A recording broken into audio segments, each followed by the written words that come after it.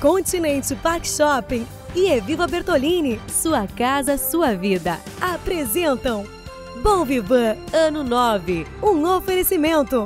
Eco Energizing, Devi, a joia da vida, Shopping Iguatemi, Mackenzie, Ettore Design, mais que um conceito, atitude. Colecione boas lembranças, TAM Viagens, Rua Herman Blumenau, 253 Centro, fone 3029-5300. Muito bem, estamos de volta com o nosso Bom Vivan, o último bloco do programa. Eu tenho o prazer de conversar agora com uma pessoa muito divertida, faz parte da história do entretenimento em Santa Catarina. Eu estou falando de Maurício Amorim. Tudo bem? Tudo bem. Você teve o prazer de fundar, de colocar Florianópolis na rota do entretenimento, da festa. Não é possível uma pessoa viver uma cidade e não ter uma boate. Você lançou a Capelinha, isso em que ano, Maurício? Bom, eu fiquei com a Capelinha de 74 a 78, mas não queremos levar só em conta o entretenimento. Houve a excomunhão também, né? Porque a igreja, de um modo geral, ou todas as igrejas, se rebelaram contra montar uma boate numa igreja. Como é que nasceu a história da Capelinha? O nome foi dado em virtude de vocês montarem a primeira boate dentro de uma igreja, ou de uma ex-igreja. Sim, era um terreno ali na rótula de Itaguaçu, que os donos do Tritão compraram para fazer mais um restaurante. Isso nós estamos falando do bairro de Coqueiros, aqui em Florianópolis. Sim, eles só não se aperceberam que eles teriam recuo em todos os lados, porque ele era em semicírculo. Então se tornou inviável. E o que fazer agora? Aí, conversa vai, conversa vem, resolveram fazer a boate. A ideia era para ser um restaurante. Um restaurante. Aí fizemos a boate e naquela época pululava o zão, era Tritão, Hamburgão, Chopão, não sei o quê, e nós resolvemos botar o nome de Capelinha, como era conhecida da comunidade de Itaguaçu. Capelinha. Como é que era a estrutura? Quantas pessoas cabiam nessa boate? Bom, quantas cabiam, não sei. O recorde de público? Não, houve um dia de 350 pessoas. 350. Era um clubezinho fechado mesmo. O Caco Bastos um dia teve que subir no telhado pela casa vizinha, arrombar o forro e entrar no banheiro das mulheres para poder entrar na boate. Tanto que tinha de gente. Eu disse, como é que entrasse, Caco? Não, entrei pelo forro. Não tinha remédio, entrou pelo forro. E o Peteleco, nosso amigo Peteleco, que já foi embora, uma noite também foi no Tritão, pegou uma caixa, encheu de gelo e voltou naquele movimento que tinha ali na frente. Dá licença, olha o gelo, olha o gelo, olha o gelo. Aí abriram passagem, ele entrou e disse, mas eu não pedi gelo. Ele disse, sim, como é que eu ia entrar? Então foi a forma dele entrar na Capelinha. Pagava-se, naquela época já existia bilheteria? Não existia. Existia uma consumação no pedido, né? Uma consumação pequena. Uma consumação. Você estava me falando que o recorde um dia vocês conseguiram vender. Qual era a bebida do momento nesses anos 70? A bebida que é gurizada, a turma bebia hoje, que seria muita gente bebe o Johnny Walker, né? Mas o poder aquisitivo não era assim. Então se bebia o Old Eight. Um uísque. Que custava, o uísque, que custava 20 dinheiro da época, que eu não sei qual era. E cada garrafa rendia 20 doses a 3. Então houve noite de vender 40 garrafas. Era um consumo exagerado. O seu lucro era na bebida, sim, não na bilheteria, na entrada? Não, o maior lucro de qualquer casa dessas aí, restaurante, tudo é a bebida. Então, é negócio você sentar num bar para beber, que o dono lhe dê amendoim bem salgadinho e tudo, porque quanto mais comer, mais vai beber. E a bebida que dá menos dá 100% de lucro, tranquilamente. O Maurício, você estava me dizendo que um dos recordes da noite, desse seu momento da Capelinha, foi uma festa que vocês venderam aproximadamente 40 garrafas. Você tem consciência que nos dias de hoje, apenas um cliente pede mais do que 40 garrafas? Eu acho que o valor, sim. Não, ele pede. Hoje os clientes, existe uma guerra entre clientes, tipo camarote 1 com camarote 2, que o cara pede num pedido só 40 garrafas. Ah, sim, mas para mostrar para o outro. Para mostrar para o outro. Para jogar para a torcida. Exatamente. Ah, não, acontece. Se fosse naquela época, você estava mais rico ainda. Não, aí esse negócio não é mais rico ainda, estaria rico. Que música se ouvia nessa época, dos anos de meados de 75? Basicamente o rock, né? Billy Paul e aquele pessoal todo que transitava nessa área. O som era ao vivo ou tinha um DJ na época? Às vezes tinha som ao vivo, mas o grande negócio era a música mecânica, feita principalmente pelo Domingos Vicente, que era um um DJ da rádio Anita Garibaldi.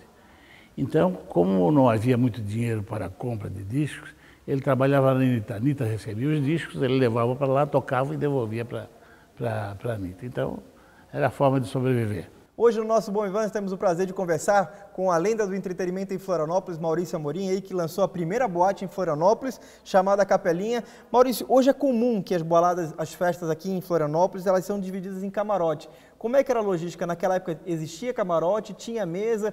Como é que funcionava a logística? Não tinha camarote. Eu comecei a Capelinha com 20 mesas baixas, pequenas, muito mais um porta-copo. Existia, as pessoas tinham o costume de reservar a mesa ou quem chegava pegava? Não, chegou, ocupa. Então comecei com 20 mesinhas de mármore. Mas no calor da festa eles subiam na mesa. E acabei com 20 de madeira. Porque aí não dava para botar o mármore, quebrava, bota a madeira. E assim ela acabou com 20 mesas de madeira. Hoje em dia os donos de boate têm muito glamour, trabalham, aparecem em coluna social, são convidados para conhecer as outras boates em outros lugares, não só do Brasil, como do mundo. Como é que era a relação de um empresário da vida noturna nos anos 70? Você era incriminado? Você tinha orgulho de dizer que era dono de uma boate? Como é que funcionava isso perante a sociedade? Não, volta e meia tinha que ir para o braço também. Porque a falta de estrutura, é lógico, o pouco capital que se tinha, era só para fazer movimentar a festa. Então, tinha que, às vezes, carregar engradado, pegar o seu carro para ir buscar bebida, para ir buscar gelo. Não tinha essa estrutura que tem hoje, que é um negócio gigantesco. O cara passa a ser um ícone, né? O dono de uma boate, ele passa a ser um ícone convidado para grandes festas. E não era o caso naquela época. Era um do povo que tinha o poder de mando ali naquele local. E mandava, porque tinha a noite, eu dizia, hoje é todas as meninas de longo. E ia todo mundo de longo. Tinha um leão de chácara? Tinha, não dava para dizer bem leão, porque o cara não era muito grande. Então eles chamavam de gato de chácara. As mulheres se vestiam muito bem naquela época? Bem. E as noites que me davam na telha, a gente via assim, de longo, porque as mulheres de longo ficam muito elegantes. Como é que se disseminava a informação de uma festa? Hoje em dia existe o Facebook, existe a televisão, existe a internet. Como é que se criava uma festa e como é que as pessoas ficavam sabendo que a festa do dia tal era de longo? Isso era na base da fofoca, basicamente, de Celso Pamplona, né?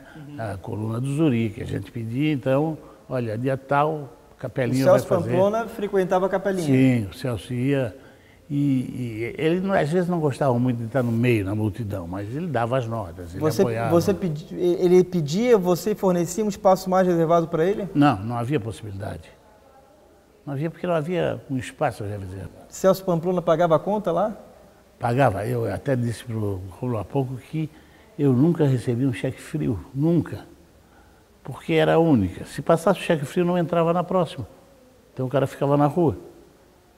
Hoje em dia, Maurício, as casas têm muita tecnologia, tem o raio laser, tem os painéis de LED.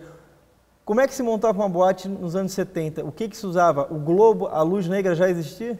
Existia luz negra e a prefeitura tinha, ele vai ficar bravo, mas não faz mal, um arquiteto que era o Paulo Rocha, barbudo, né?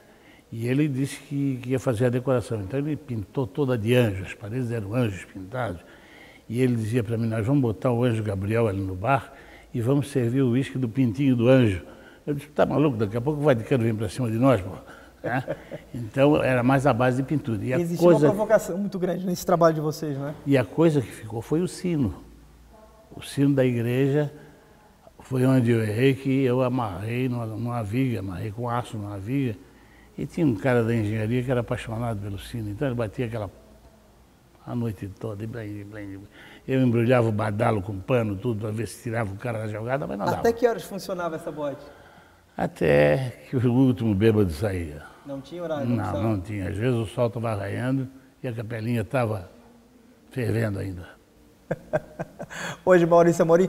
Maurício, eu imagino que você, sendo dono de boate, o primeiro, as pessoas tinham muito interesse. Você conheceu a Vera Fischer? Onde é que você conheceu? Em que situação? Porque naquela época ela já era Miss? Eu conheci a Vera basicamente por causa do Nelson Campos, que é um meio-irmão que eu tenho em Lages e que dizia, pelo menos ele, que era meio noivo dela. Ele foi capa de revista junto com ela, tudo. Então nós acabamos tendo um relacionamento mais próximo. Quando os seus filhos falam da vida noturna, qual é o sentimento que o senhor tem, que você tem? Bate saudade, dá curiosidade? Medo. Medo? Medo que as nossas brigas, que aconteciam algumas, mas era no braço, né? E hoje o negócio está muito violento. Pô. Hoje qualquer menino aí está puxando um 38, uma faca, um soco inglês. Então, a filha, cuidado, filha, cuidado. Então, tem que ser... Não, pai, não te preocupa, mas de vez em quando dá um pega desse, né? Maurício Amorim, dono da primeira boate de Florianópolis, da Capelinha. Você também teve a oportunidade, nessa longa trajetória de mais de 70 anos de experiência, ser secretário de segurança. A minha pergunta, essa malandragem que se adquire na vida noturna, funcionou, ajudou na hora de ser secretário e de lidar com a malandragem do crime? Não, ajuda, sim. Ajuda porque a gente passa a conhecer uma porção de coisas. Eu fui secretário adjunto durante um ano, quando o secretário adjunto efetivo se licenciou por motivo de saúde. Então, facilita mais a gente conversar e dizer, fulano, você olha, é conhecido na cidade, aquele negócio todo, então dava mais para ter diálogo com o pessoal, não digo com o da pesadona, mas o mais leve dava para... Tu já tinha um olhar já de quem era o malandro, quem é que dava para levar? Já sabia, a gente já conhece, né?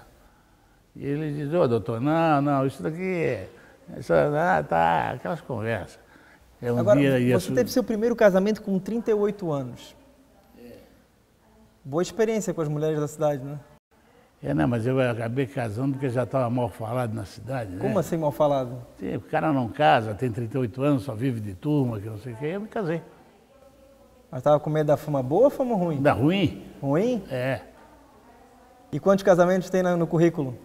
Tem uma segunda união agora, mas é também totalmente diferente. Como assim, Maurício? Eu vivo com uma mulher agora há 20 anos, mas só vivemos juntos de sexta a domingo. Sexta, nós saímos juntos, vamos para a praia, para o meu apartamento, ficamos até domingo. Na volta, ela vai para o serviço dela, para a casa dela e eu para a minha.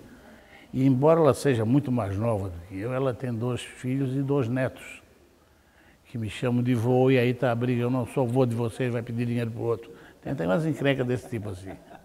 Você é uma pessoa que leva a vida de maneira muito leve, porque o seu currículo de festa é grande, agora seu currículo na saúde também. Você já fez mais de 10 cirurgias. Fiz 15 cirurgias. 15 cirurgias. Começando do pé até o olho. Né? E só da uretra foram 8. Para tirar todo esse sofrimento que é entrar no hospital e passar por uma cirurgia, tem que ter bom humor?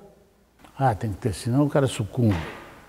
Maurício Amorim, mais de 70 anos, você montou a primeira boate em Florianópolis na década de 70. Hoje, o que é melhor no entretenimento, o que é mais bem feito e o que é muito mais bem feito naquela época dos anos 70? Naquela época, o entretenimento básico era cinema e 2 grandes bailes que aconteciam em Florianópolis, que era o baile do Clube 12 de Agosto e o baile de aniversário, que vai fazer agora, né? Então, basicamente era isso. E hoje é uma diversificação muito grande, né? Jurerê, todas as coisas. Nós estamos vendo, eu fui secretário de turismo 5 anos e nota-se que a praça está perdendo o seu público. Por quê? Porque a Lagoa já faz um carnaval com 30 mil pessoas, Pantano do Sul igualmente, Armação, Cacupé e Sambaqui, top que não dá para passar, não passa carro, não passa nada. Então, hoje em dia há esse tipo de entretenimento mais localizado, e por razões simples. Economia, não ter que se expor na estrada, uma porção de coisas. Então, e um detalhe muito importante, hoje se anda 10 minutos em qualquer direção, em asfalto, e se bate numa praia. Coisa que naquela época, para ir à praia, era amargar essa estrada de Canasvieiras, buraco, poeira e aquele Pneu lameiro? Sim. A TAM Viagem está com uma promoção muito especial para você que gosta de frequentar os Estados Unidos, principalmente Miami e Orlando. procure a TAM Viagens aqui em Florianópolis, na cidade de Criciúma e também na cidade de Chapecó, e procure e peça a promoção de Orlando Viajando TAM através da TAM Viagens. Eu tenho certeza que é um período específico que inclusive está na sua tela, mas vale a pena porque o preço está muito especial, saindo de Florianópolis, Guarulhos ou Brasília, não sei o termo, mas vai direto para a cidade de Orlando, nos Estados Unidos, na Flórida. Obrigado. Eu agradeço. E toda vez que eu puder e que der para a gente ajudar, até mostrar um pouco da história, só para complementar, eu morei 2 anos sozinho na Brava e escrevi 55 histórias que estão digitadas. Não tive coragem ainda de editar. Você também foi presidente do Clube Paineiras. Presidi 3 vezes, um clube que foi um desafio para a cidade, né? Outro dia eu conversei com um presidente atual do Clube 12 de Agosto, que enfrenta cada vez mais as dificuldades, não só o Clube 12, mas todos os clubes. Hoje eles enfrentam muita dificuldade perante a sociedade, há uma mudança de comportamento. Naquela época, o clube era praticamente um município do estado, né? Sim, mas a explicação também é simples. Hoje há uma quantidade enorme de condomínios com piscinas, com canchas, né, com fitness de modo geral. As praias todas asfaltadas. Então, isso acaba fazendo com que a pessoa não vá para o clube. Não vai se sujeitar a ter que entrar às 10, dançar às 11, vestido desse tipo, almoçar às 12. Então, o cara não se submete mais. Isso já basta durante a semana. Ele, no fim de semana, ele quer pegar o local que ele fique à vontade. E isso acontece basicamente por causa desses grandes condomínios que surgiram e das praias que já têm uma estrutura muito boa. Hoje, no nosso Bom Vivan, tivemos o prazer de conversar com Maurício Amorim, ele que foi o fundador do primeiro clube, da primeira boate de Florianópolis, a capital dos catarinenses, chamada A Capelinha. Te cuida, saúde, que queremos ainda te ver mais vezes aqui no programa. Obrigado, meu irmão. Valeu. Valeu. Uma excelente semana para você. A gente volta domingo que vem, o Bom Vivan, transmitido todos os domingos pela Record News e também diariamente pelo Canal 20. Você sabe que o nosso estúdio fica aqui na maravilhosa loja Eviva Bertolini, sua casa, sua vida. A gente se encontra domingo que vem. Tchau. Continente Park Shopping e Eviva Bertolini, sua casa, sua vida. Apresentaram Bom Vivan, Ano 9, um oferecimento. Imperatriz Gourmet, aqui sabor é viver. Jurerê Internacional. Mackenzie. Ettore Design, mais que um conceito, atitude. Unimed 40 anos. Nossa história tem muito de você.